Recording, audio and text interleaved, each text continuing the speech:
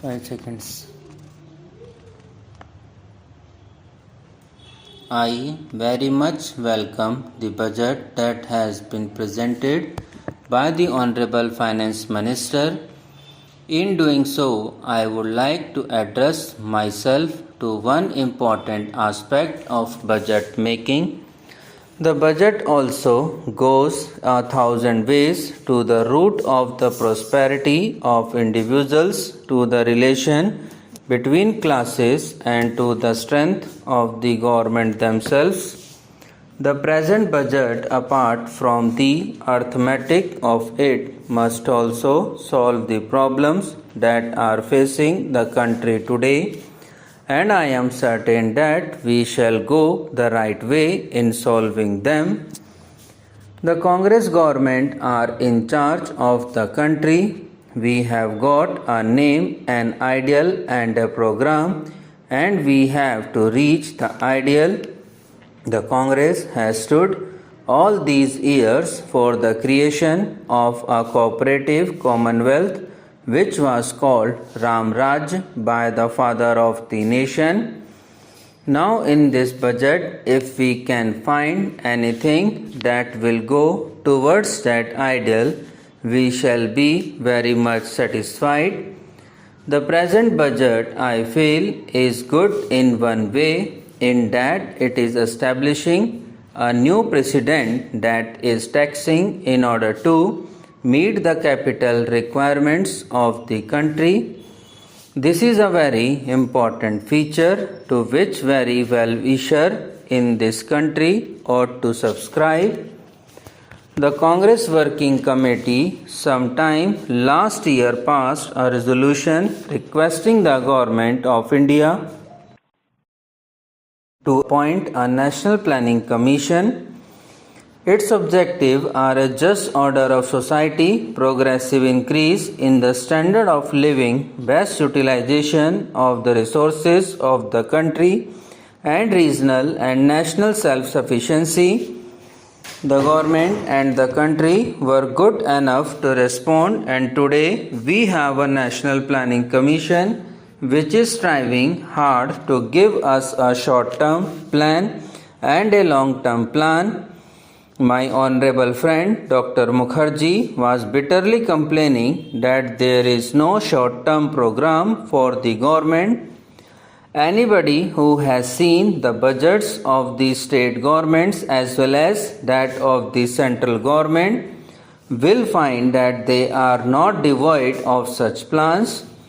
Really, there are a number of schemes which have begun to fructify or which are going to fructify in the very near future, and therefore the complaint that everything has been left to starvation is not correct.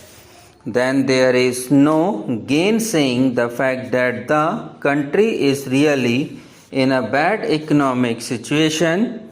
Everybody knows it.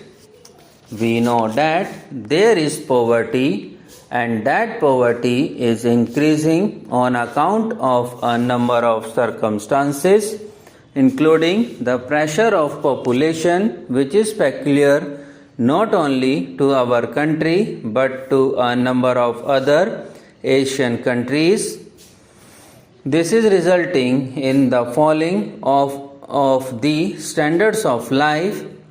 There is another difficulty, perhaps due to historical circumstances, that many of our people are vociferous about their rights and are not at all mindful of their duties. Therefore, if we want to solve the problems that are facing us in the economic field, there are only two things to be done.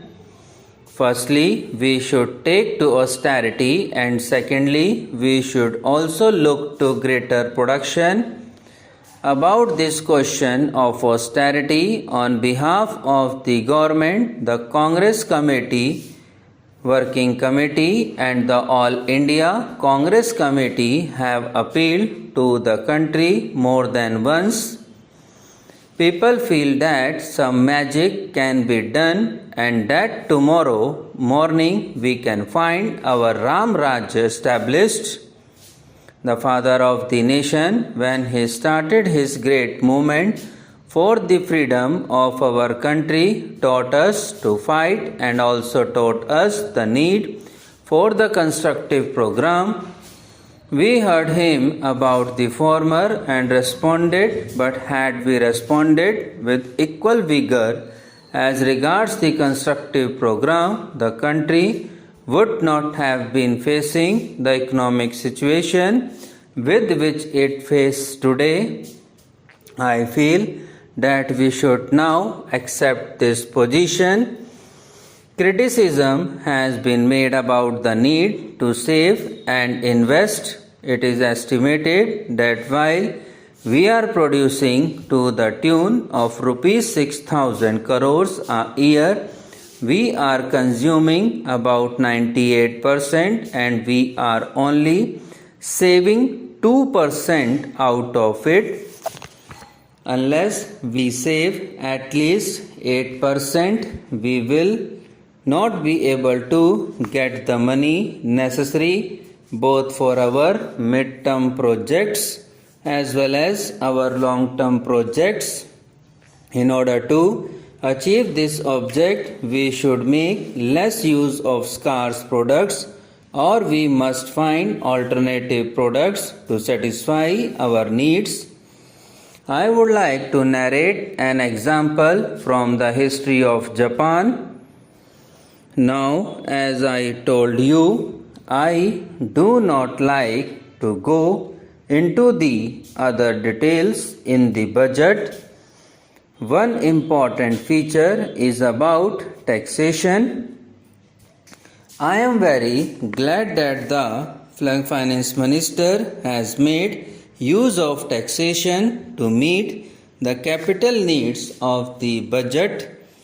I very much support him in that matter, but I agree with Dr. Shyama Prasad Mukherjee to this extent that the taxation measures of this country must be re-examined so that they will not impinge upon the middle class. Subscribe now and press the bell icon. Never miss an update.